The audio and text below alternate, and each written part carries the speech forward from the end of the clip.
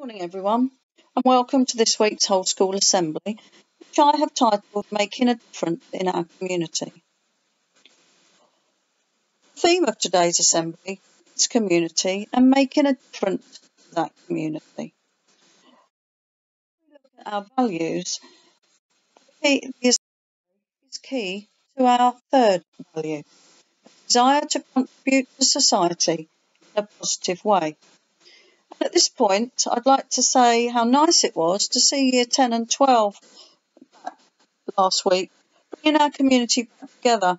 I wanted to congratulate them on showing a very, very positive attitude for not only their work, all the changes at school at the moment, and how well they cope with that.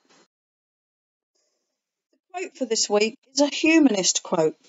There is no power for change greater than a community discovering what it cares about. We are all part of many communities, and as a member of these communities, we hold a responsibility to care for the people in it and to think about how we might change things for the better within that community. If you were following the news last week, you would have seen this man, Marcus Rashford, Man United and England footballer. No, not because Premiership football made a return this week, because he started a campaign to get the government to provide free school meals to children in England during the summer holidays.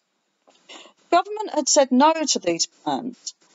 Rashford forced a U-turn from the government and the Prime Minister. Marcus Rashford had always continued to be part of the community where he grew up in Manchester, and he often still visits his old primary and secondary school. He wanted to give something back. He felt very strongly without free school meals, many children would go hungry during the school holidays. Last Monday, he released an emotional letter to the government urging them to continue the voucher scheme during the holidays, and in it he spoke of his own experiences. The footballer then wrote a passionate article in the Times newspaper detailing his experiences of growing up using food banks, receiving free school meals as a child himself. In it, he said, "I don't claim to have the education of an MP in Parliament, but I do have social education." By Wednesday, the government had done a U-turn and agreed to continue the scheme through the holidays. On Twitter, he quoted, "In celebration, just look what we can do when we come together. This is England in 2020. I have included two links here, two short interviews with Marcus that you can watch. In them, he talks about his own life as a child and in these difficult times how he created a moment of warmth and positivity, and in doing so has inspired many others. However, you do not have to be famous to make a difference. This is Joshua Coombs, a barber by trade.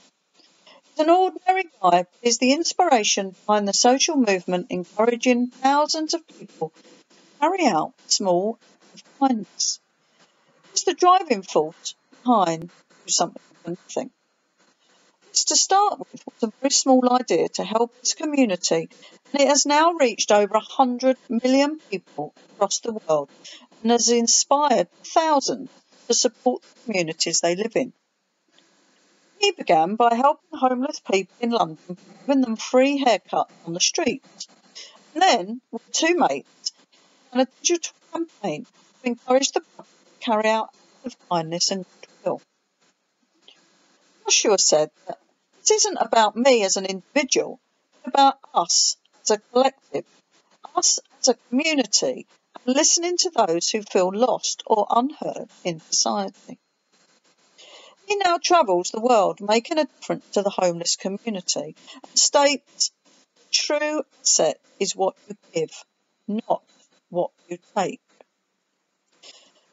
There is a link here to a short video. Find out a little bit more about Joshua and what he's done. And as you reflect on this, I'd like you to think, how can you use your skills to make a difference in your community?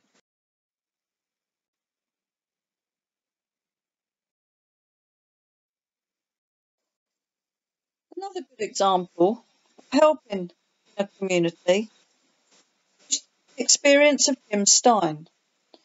He started the Bike Project, a community of refugees, cyclists, mechanics and volunteers, and their mission is simple. They take second-hand bikes, pick them up, and give them to refugees and vulnerable people. Jim set up the project after seeing how much his brother's old bike helped Adam, a refugee he mentored at university. His mission now is to get every refugee on a bike.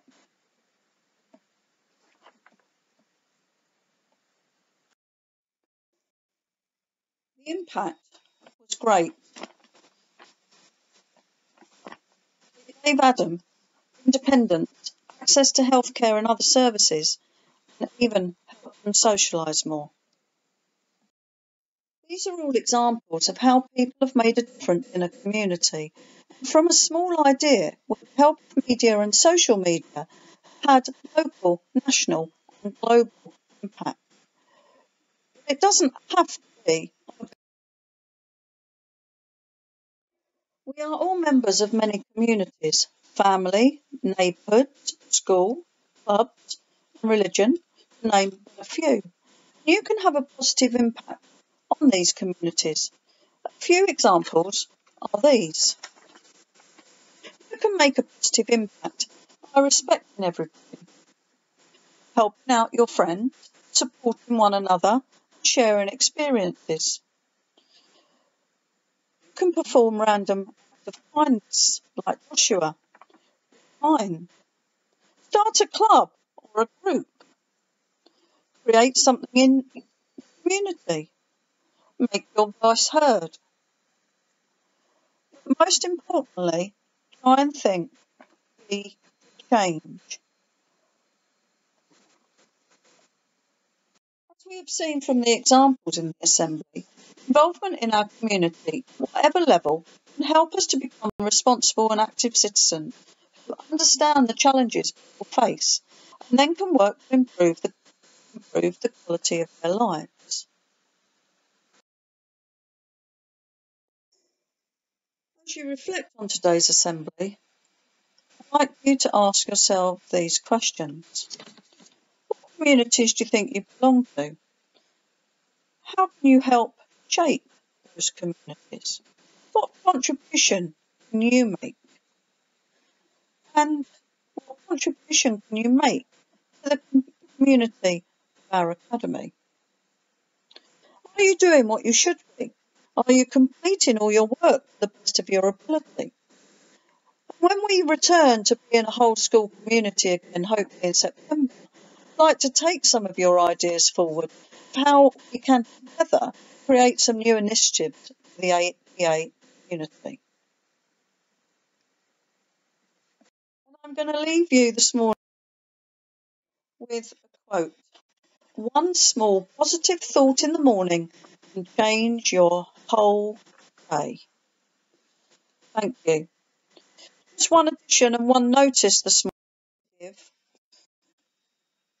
As Sports Day won't be able to take place this year, we're going to compete in a shared experience across all our schools. So you and your families, together with APA staff, are going to cycle, run and walk distance around the world, 40,000 kilometres.